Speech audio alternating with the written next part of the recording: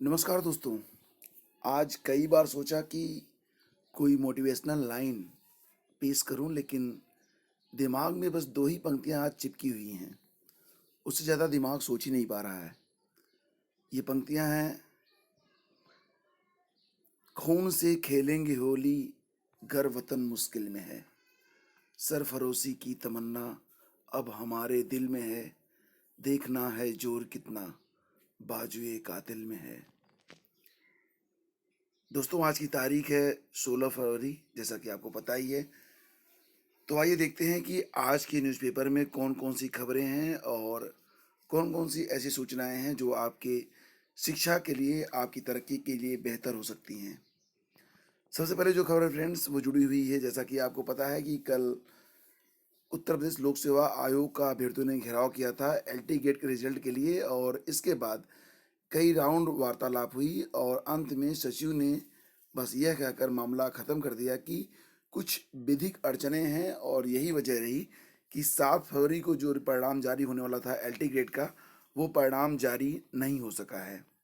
अब ये विधिक अड़चन क्या है, इसके बारे में कोई भी बात उन्होंने स्पष्ट रूप से नहीं बताई है। उन्होंने गोपनीयता का हवाला दिया है और कहा है कि कुछ कानूनी अड़चनें हैं जिसकी वजह से इसका परिणाम अभी जारी नहीं हो रहा है, लेकिन शीघ्र ही इसका परिणाम जारी कर दिया जाएगा। और फ्रेंड्स, इसी के साथ जो अगली खबर है वो ये है कि आयोग ने कल कुछ रिजल्ट जो है जारी किए हैं, जिसमें 71 पदों के परिणाम प्रवक्ता पद के सापेक्ष जारी किए गए हैं। उत्तर प्रदेश लोक सेवा आयोग ने प्रवक्ता के 71 पदों पर भर्ती के लिए अंतिम चयन परिणाम शुक्रवार को जारी कर दिया है। आपको बता दें कि ये पद जीआईसी के लिए लिए गए थे। इसमें प्राविधिक शिक्षा विभाग के तहत प्रवक्ता विद्युत अभियंत्रण के 41 और उत्तर प्रदेश विशेष अधीनस्थ शिक्षा सेवा पुरुष संवर्ग के तहत राजकीय इंटर कॉलेजों में प्रवक्ता के 30 पद शामिल हैं। मतलब मिला जुलाकर यहाँ पर कोई भी ऐसा परिणाम जारी नहीं हुआ है जिसमें कोई बहुत ही मास लेवल पर जो अभ्यर्थी जो उत्तीर्ण हुए हों। कुछ परिणाम जो लंबित थे उनको जारी करने की कोशिश यहाँ पर की गई है। और इसी के साथ आपको बता दें कि जो junior assistant junior sorry assistant professor भर्ती के बारे में एक न्यूज़ यहाँ पर आ रही है। न्यूज़ ये है कि अशासकीय महाविद्यालयों में असिस्टेंट प्रोफेसर की एक भर्ती के बीच में बदले के नियम का खामियाजा 300 से अधिक चयनितों को 4 माह बाद भी भुगतना पड़ रहा है। उत्तर प्रदेश उच्च शिक्षा निदेशालय की ओर से अब तक मिले सभी आश्वासन का कोई लाभ नहीं मिल सका। काउंसलिंग ऑनलाइन ही शुरू कराने पर चयनितों की मंजूरी का भी कोई असर नहीं पड़ा। काउंसलिंग में असमंजस की यह स्थिति 19 को साफ होने के आसार हैं, क्योंकि इलाहाबाद हाई कोर्ट में चल रहे अवमानना केस में निदेशालय को जवाब दाखिल करना पड़ा है।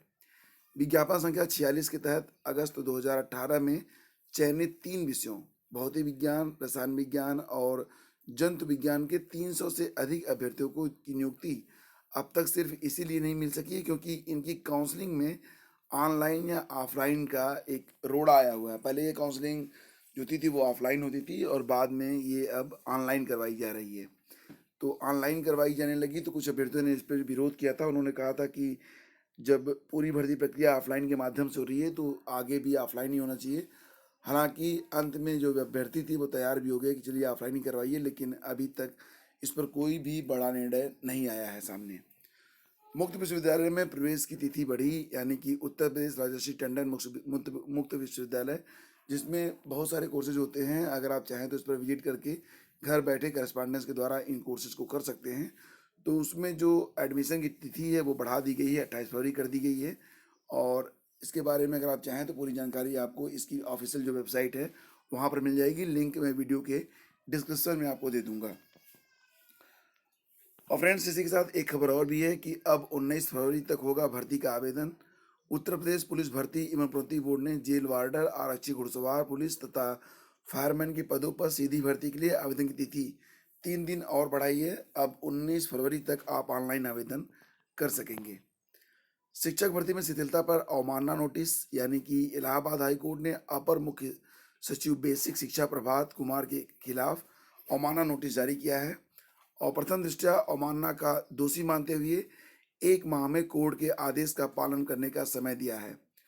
कोर्ट ने कहा कि यदि 1 माह में आदेश का पालन कर हलफनामा दाखिल नहीं किया गया तो कोर्ट उन्हें तलब कर अवमानना का आरोप निर्मित करेगी। आपको बता दें कि यह आदेश न्यायमूर्ति सुनीत कुमार ने परिषदीय स्कूलों में 72,825 सहायक अध्यापकों की भर्ती के शेष पदों पर नियुक्तियां नहीं दिए जाने के से संबंधित अरविंद कुमार मिश्रा व 42 अन्य की अवमानना याचिका पर दिया है। याची सहित अन्य लोगों ने सहायक अध्यापक भर्ती में 2011 के टीईटी उत्तीर्ण अभ्यर्थियों के चयन मामले में राज्य सरकार को बचे हुए 1,526 पदों को भरने के शीर्ष अदालत के आदेशों के अनुपालन की मांग की थी। आपको बता दें कि कुल मिला के 66,625 पदों के सापेक्ष भर्ती कंप्लीट की जानी थी, बाकी के पदों को रिक्त छोड़ दिया गया था।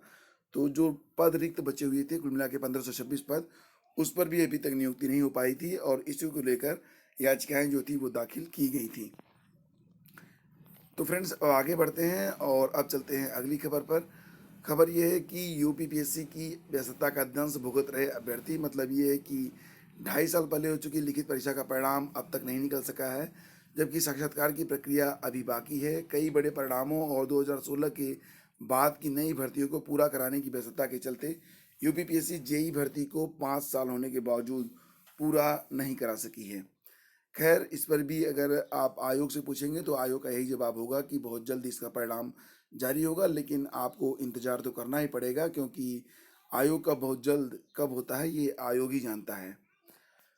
इसी के साथ फ्रेंड्स अब आप बात करते हैं 68,500 शिक्षक भर्ती परीक्षा के बारे में। तो परिषदीय स्कूलों की 68,500 सहायक अध्यापक भर्ती की लिखित परीक्षा में शामिल होने वाले सभी आवेदकों को भले ही अब तक स्कैन कापी न मिल पाई हो, लेकिन पुनर्मूल्यांकन के लिए आवेदन करने वाले हर अभ्यर्थी को उसका रिजल्ट जरूर पता चल जाएगा। जो अभ्यर्थी सफल होंगे उन्हें नियुक्ति भी दी जाएगी, जबकि बाकी को घटे या फिर बढ़े अंकों से ही संतोष करना पड़ेगा। परीक्षा नियामक प्राधिकारी कार्यालय 6 माह के लंबे इंतजार के बाद अब शिक्षक भर्ती का दूसरा परिणाम जारी करने की तैयारी में है। मुख्यमंत्री की पहल पर सितंबर 2018 में पुनर्मूल्यांकन के लिए ऑनलाइन आवेदन लिए गए थे।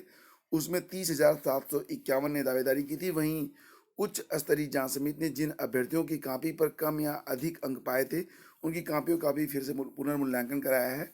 इसके अलावा हाई कोर्ट ने कई याचिकाओं की कॉपी का फिर से पुनर्मूल्यांकन कराने का निर्देश जारी किया था। सूत्रों की माने तो करीब 34,000 कॉपियों का पुनर्मूल्यांकन कराया गया है और यह कार्य परीक्षा संस्था की जगह शासन ने एससीईआरटी को सौंपा था।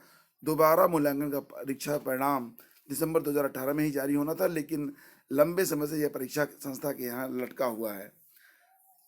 परीक्षा नियामक प्राधिकारी कार्यालय अब दूसरा परिणाम जारी करने की तैयारी में है और इसमें सभी अभ्यर्थियों के अंकों को वेबसाइट पर अपलोड किया जाएगा ताकि हर अभ्यर्थी यह जान सके कि उसके कितने अंक घटे या फिर बढ़ गए हैं।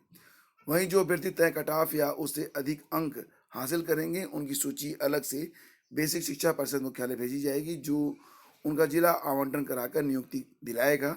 ज्ञात हो कि उच्च स्तरीय समिति के 45 अभ्यर्थियों की सूची पहले ही परिषद मुख्यालय को भेजी जा चुकी है, हालांकि उन्हें अभी तक नियुक्ति प्राप्त नहीं हुई है।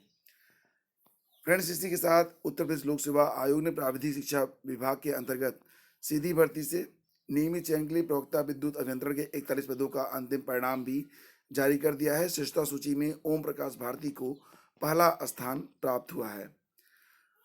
और फ्रेंड्स, आज की खबरों में बस इतना ही। यही थी आज की हाइलाइट्स जो कि आपके लिए उपयोगी साबित हो सकती हैं। चैनल पर बने रहें और अगर आप चैनल पर पहली बार आए हैं तो प्लीज़ चैनल को सब्सक्राइब और बेल आइकन को जरूर ऑन करें ताकि हर वीडियो की नोटिफिकेशन आपको समय पर मिलती रहे। चलते चलते बस इतना ही कहूँगा कि जय हिंद, जय भारत।